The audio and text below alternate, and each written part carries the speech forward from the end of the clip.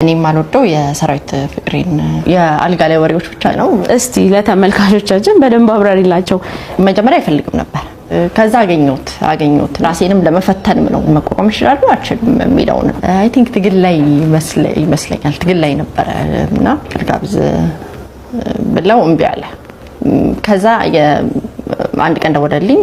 ጥይትሽን አቀባብለሽ ጠብቂኝ አለኝ ቃል በቃል ማለት ነው። ወዳጁ ጋዜጠኛና የቴሌቪዥን ፕሮግራም አቅራቢ ሆነችው ሉላ ገዙ ከቅጥር ስራ በመላቀቅ በምስራቅ አፍሪካ ውስጥ አለ የተባለ ግዙፍ የሚዲያ ተቋም ለመገንባት ማቀዱ የተሰማ ሲሆን እውን ሉላ ገዙ ኢቢኤስ ልትለቅ ነው? የሚሰራጨውስ መረጃ ልክ ነው? ከራሱ አንደበት አስደምጣችኋለሁ። ከሰሞኑን በጎንደር ዩኒቨርሲቲ ህይወታቸውን ያጡትን ሁለቱን ወጣት ሐኪሞች የተመለከተ አዲስ መረጃ ወጥቷል። በዚህ ሰዓት ስለ ማስተር አብነት አንድ አዲስ የሆነ መረጃ ሰምቷል። ማስተር አብነት በአሁኑ ወቅት በሀገራችን የሚገኝ አንድ ትልቅ ሆስፒታል ሕክምናውን እየተከታተለ እንደሚገኝ ተገልጿል። ለማስተር አብነት ከበደ የ3 ቀናት ጾም ጸሎት ቀን ታወጀ። በጎፋ ዞን የቡሉቂ ከተማ ነዋሪዎች ለማስተር አብነት ከበደ በአደባባይ ጸሎት እያደረጉ ይገኛሉ። በዛሬው ዕለት የቡሉቂ ከተማ ነዋሪዎች ለበጎ ሰው ማስተር አብነት በአንድነት ወጥተው በአደባባይ እየጸለዩ ይገኛሉ። ዚኮማ ዋርድ እድል አድራጊ ሆና መድረኩ ላይ ስትወጣ እኛም እንደ ሀገር አብረናት ከፋልን። ቬሮኒካ ይገባታል። የጀግና አቀባበልም እየተደረገላት ነው። ዝግጅቱ ደርቷል። ግን ደግሞ ቬሮኒካ ይሄን ድል በአጋጣሚ ያገኘችው አይደለም። የጥበብ ደም በውስጧ ይፈሳል። የአባቷ የአዳነ ተካማ ሲንቆ ቅኝት በደም ስሯ እየተመላለሰ የራሷን ዘመን ድምጽ እንድትፈጥር አድርጓታል። የቬሮኒካን የሙዚቃ ዓለም ስንቃኝ የፍቅር፣ የናፍቆት፣ የቤተሰብና የሀገር ፍቅር ስሜቶች በቅንብር ተሰናስለው እናገኛቸዋለን። እስቲ በህሊናችን የዘፈኖቿን ትረካ እናዳምጥ። ሌቱ መሽቶ በናፍቆት ሲሞላ ምን ልሁን ስትል አንተን ለማለም አንተን ለማሰብ ተጨነቀች። ፍቅር ሲያንገላታት መልሱ ሲጠፋባትና በዝምታ ሲቀጣት ደግሞ ተናገር ስትል አዜመች። ሌላማ ምን ይቀረናል ዝምታውን ስበርና እውነቱን ንገረኝ ስትል ተማጸነች። ነገሩ አልሆን ሲል መገፋቷ እውነት መሆኑን ማመን ሲከብዳት ልመኖይ ስትል ነገሩን ንገረኝ እውነት መገፋቴን እንዴት ልቀበለው ስትል የልቧን ጠየቀች። ግን የቬሮኒካ ልብ ተስፋ አይቆርጥም። መልሳ ካንተ ሌላ አላይም ወርቅ ብር ቢመጣ አልለውጥህም ስትል ቃል ገባችለት። ያም አልበቃ ብሎ ከማለማ የኔ ዓለም አንተነ በፍቅርህ ነው የኖርኩት ስትል አቆላመጠችው። ከፍ ሲልም ናኩፔ እንዳለችው ያው ምርጡ ጸባይህ ማረከኝ ባህር ያሸነፈኝ ስትል በዜማ ሞካሸችው። በቬሮኒካ የዜማ ትረካ ውስጥ አባት ትልቅ ቦታ አለው፣ ማንነት አለው። መጠሪያዬ ስትል አባቷ ክብር ሰጠች። ስሜ አንተነህ አድራሻ ያንተነህ ስትል የደም ስሯን ምንጭ አከበረች። ይሄም ብቻ አይደለም። አንድን ወንድ ስትወድና ከቤት ወጣ ልታገኘው ስትቀጣጠር ስንገናኝ እነግርሃለሁ አለችው። ምንን? አባቷን መምሰሉን። መስለኸኛል በቃ አንድ ሰው ስትል የአባቷን ምስል በፍቅረኛዋ ውስጥ ፈለገች። ቬሮኒካ ዜማ ከግል ፍቅር አልፎ ለሀገርና ለወገን ይተርፋል። ጎኔ ደር ስትል ለጎንደሬው ለዛ ባላገሩና ለቅርሱ ፍቅሯን ሰጠች። ፍቅራችን በሀገሩ ይነገርልን ስትል አዜመች። ጋደም ስትል ደግሞ ከደመናው በላይ ሰፍሮ በህልም ያየሁት ድንቅ ሚስጥር አለ ስትል ተስፋን ሰበከች። በመጨረሻም ይህቺ ድንቅ ድምፃዊት የሰው ልጅ ተስፋውና መኖሪያው ሰላም ነው፣ ሰላም ለሰው ልጆች ለምድራችን ትሁን ስትል ተመኘች። ችግርና መከራ ቢፈራረቅም ሁሉም ነገር አልጋ ባልጋ ባይሆንም እንኳ ባለህ ነገር ደስ ይበልህ፣ ፈጣሪን አክብር ስትል አመስጋኝ ሁን ብላ መከረች። በእርግጥም ከአባትሽ ወረስሽውን የጥበብ ቅርስ ይዘሽ የራስሽን አሻራ አኑረሽ ኢትዮጵያን በዓለም መድረክ ስላስጠራሽ እናመሰግናለን። የክብርሽ ቀን ነውና ይገባሻል። እውነትም አዳነ ቬሮኒካን ተካ። ኦኬ በጆን ዳንኤል ሐሳብ ስጥብላችሁኛል። እንዳልኳችሁ ላይቭ ስለነበርኩኝ እኔ አልተከታተልኩትም። አሁን ግን ላይቭ ከወጣው በኋላ ቪዲዮዎችን እያዳመጥኩ እያየው ነበርኩ። በጣም እንዳሉ ጌመሮችና ቲክቶከሮች ከጎኑ እንደነበሩና አብረው እንደነበሩ ብዙዎች እዛ ጋር ያሉ ቲክቶከሮች አብረው ነበሩ። ጃኒና አዶናይ ምናምን አልነበሩምና በነገራችሁ ላይ ምንድነው ያየሁት በጆን ዳንኤል ሲያሾፉ የነበሩ ሲያላግጡ የነበሩ ታስሮ ሲያላግጡ የነበሩ ትላልቅ ጌመሮች ምናምን የሚባሉ ዛሬ ደግሞ መጣው ሲያሽቃብጡና አንበሳ ሲያወርዱ አይቻለሁ። ይሄ እንግዲህ ያው እዚህ ሶሻል ሚዲያ ላይ ባደወይ ሰው ትላልቅ ፎሎወር ያላቸው ትላልቅ ተከታይ ያላቸው ሰዎች ይፈራራሉ። ስለሚፈራሩ እንትን ይደራረጋሉ።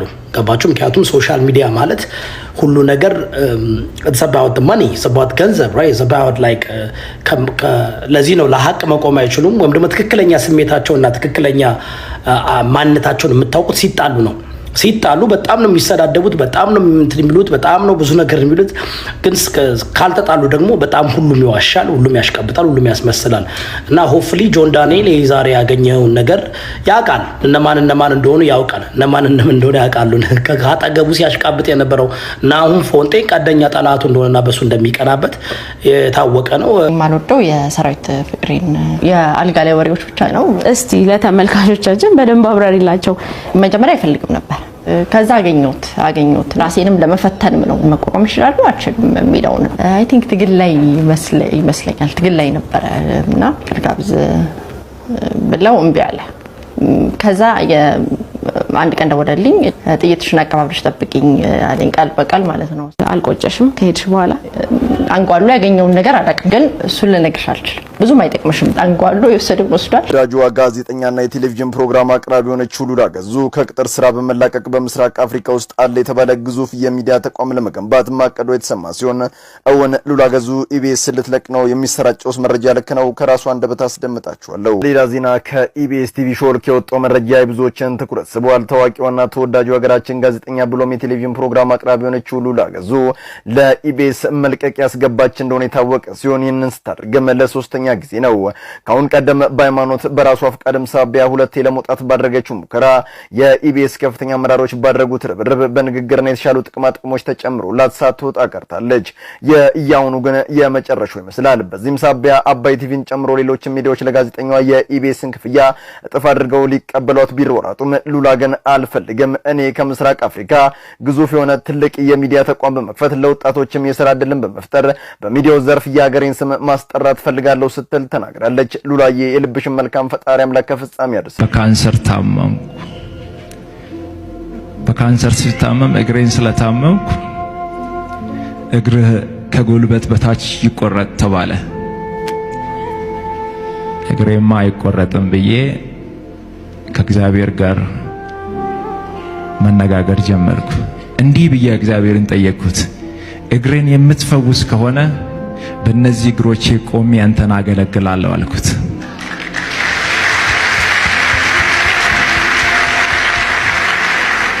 እግዚአብሔር እግሬን እንዲሁ ነፃ ፈወሰው።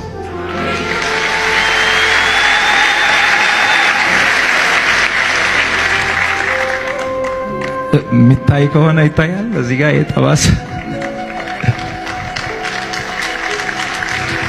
ይሄኛው ቦታ ነው በካንሰር የታመምኩበትና ይሄኛው አሁንስ በስጋ ተሸፍኖ ደህና ነኝ። በዚህ እግር ዘላለሁ፣ እንቀሳቀሳለሁ፣ ይሰራለሁ። ይሄኛው እግር ነበር ጠላት ይቆረጥ ያለው። እግዚአብሔር ግን አይቻልም ብሎ ከለከለ።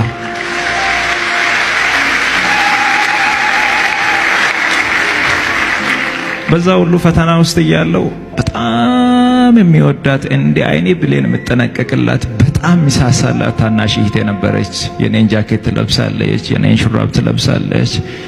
በቃ እኔ የሚያደርገውን ነገር ነው የምትለብሰው። በጣም ነው የምወዳት፣ በጣም ነው በቃ ጥሩ ቦታ የሚሰጣት። እሷም በጣም ትወደኛለች። ቤተሰቤ በጣም በቃ ሁሉም ነው የምንወዳትና አንድ ቀን የሆነች የሻይ ቡና ብር ማዘር ሰታኝ፣ ያችን ሻይ ቡና ብር ይዤ የሆነ ሆቴል ላይ ቁጭ አልኩና ደወለች እኔ ጋር። ማሙሽ ነው የምትለኝ። ማሙሽ እንዴት ነህ ስትለኝ ደህና ነኝ አልኳት።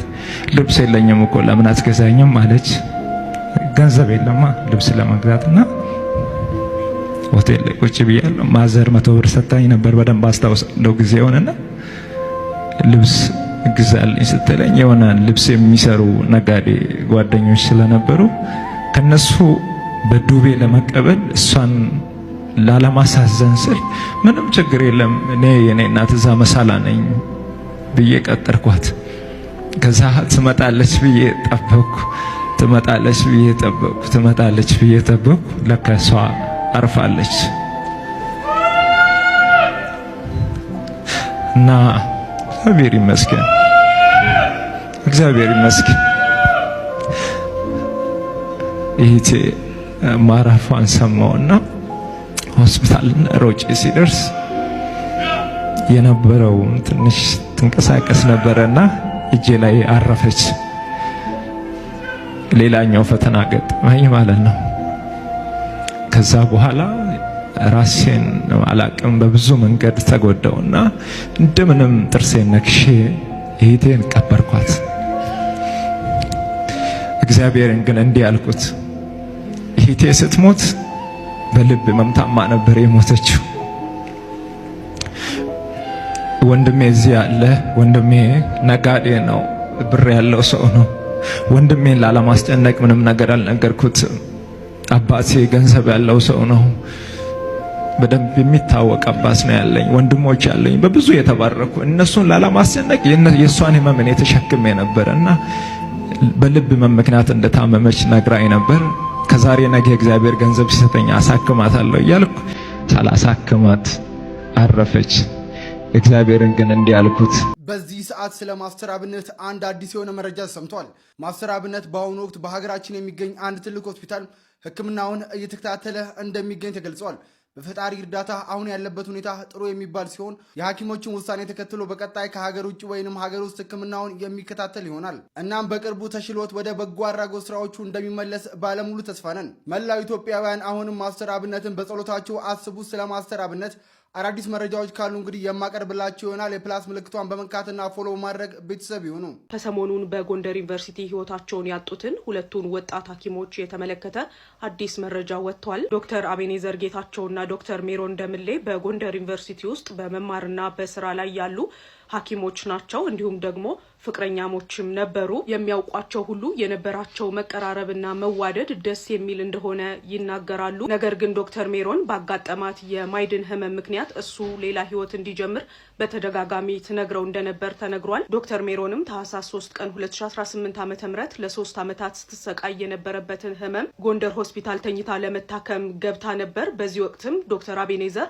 አብሯት የነበረና ሲያስታምማት እንዲሁም ሲከታተላት ነበር። ዶክተር አቤኔዘር በሆስፒታል ውስጥ ሲያሳክማትና ሲከታተላት ከቆየ በኋላ ምሳ አምጥቶ እንዳበላትና በዛ ሰዓትም እንግዲህ ደጋግማ እሷ ልትድን እንደማትችልና የራሱን ህይወት መጀመር እንዳለበት ስትነግረው እንደነበር በአካባቢው የነበሩ ሐኪሞች ገልጸዋል። ታዲያ በዚህ ሁኔታ ውስጥ እንዳሉ ዶክተር አቤኔዘር ከጓደኛው ጋር ካመሸ በኋላ ራሴን አሞኛል፣ ትራማዶል ልግዛ በማለት ከጓደኛው ጋር ሄዶ 10 ፍሬ ትራማዶል ገዝቶ ወደ ክፍሉ ይገባል። ጠዋት ወደ ክላስ የገቡ ጓደኞችም እሱ አለመገኘቱን ተመልክተው ቢደውሉለት አያነሳም። ታዲያ ክፍሉ ሂደው ሲያንኳኩም አይከፍትም። ክፍሉን ከፍተው ሲገቡም ህይወቱ አልፎ አግኝተውታል። የዶክተር አቤኔዘር የአስክሬን ምርመራም ታህሳስ 5 ተደርጎለታል። ውጤቱም እየተጠበቀ ነው የሚገኘው። ከሱ በመቀጠልም ታህሳስ 6 ቀን 2018 ዓ.ም በሚያሳዝን ሁኔታ ፍቅረኛው ዶክተር ሜሮን ደምሌ ህይወቷ አልፏል። የሁለቱን ዶክተሮች አሟሟት በተመለከተ ለጊዜው የወጣው መረጃ ይሄ ነው። ይህንንም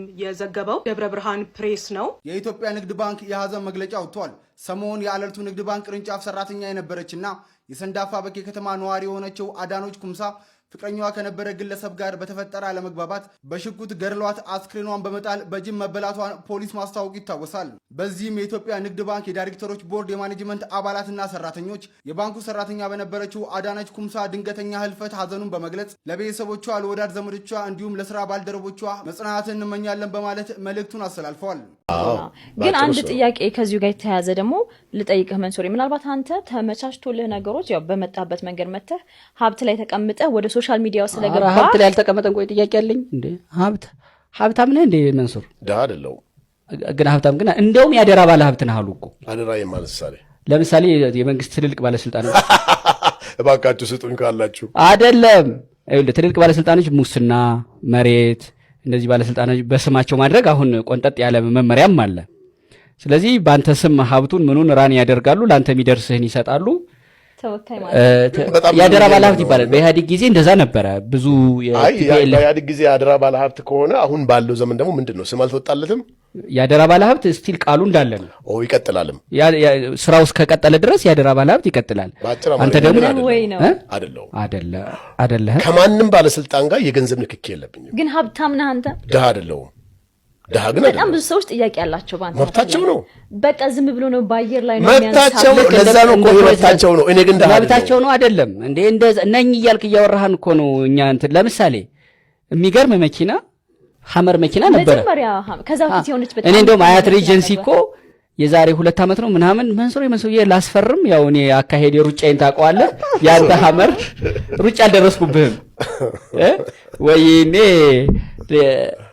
የሆነ ነገር ይለቅብኝ ነበርኩ ብደርስ የለም እንደዛ አመለጥከኝ ዛሬ ሳይህ ደግሞ በአትራጅ ነው የመጣው መኪናህን እያየኋት ነበረ አትራጅ ናት ከሐመር እንዱ ተፈጠፈጥክኩ ለማህልም አንድ ጊዜ የሆነ መኪናም ተፈጠፈጥክኩ ነው የሆነ ጊዜ እኔ ሳየው የሆነች ከላይ በጣም የሀብታም መኪና ከላይ ነጭ ሆነች የሆነ በጣም በታምር መኪና ነበረች ከዛ ደግሞ የሆነ ጊዜ ላይ ደግሞ ጭራሽ በግፊ የት ጋገኘው መሰለህ ሞ የሆነ ኮፊ ምንድን ኮፊ ተገፍቶ ነገርሽ የሆነ ኮፊ ሃውስ ሞካ ነው አይደለም ቦታንቴሽ ታሪኩን ይሄን አሁን መንገድ ላይ በኋላ ሲገፋ ልታዩት ይችላል በቃ እሱን ተገፍቶ እንደ መንሱር ምን ሆኖ ነው ቤት ተገፍተ ስትነሳ እንዴ ምን ሆናል ነው የሥራው ባህሪ ነው ምንድነው ነገሩ እንዲህ ካላረግሽ መች ፌመስ ትሆኛለሽ ካላወዛገብሽ ለፊልም ነው ኦፍ ኮርስ ለማወዛገብ ነው መንሱር ደሃ አይደለም ለማወዛገብ ነው ስለዚህ ቅድም ካወራው ነገር ጋር ይጋጫል ለማወዛገብ ነው ማለት ነው ለማወዛገብ ነው ኢን ሴንስ ስትቆጥር ኑር በቃ እሱ እኔ ግን እየኖርኩት ነው ያንን ህይወት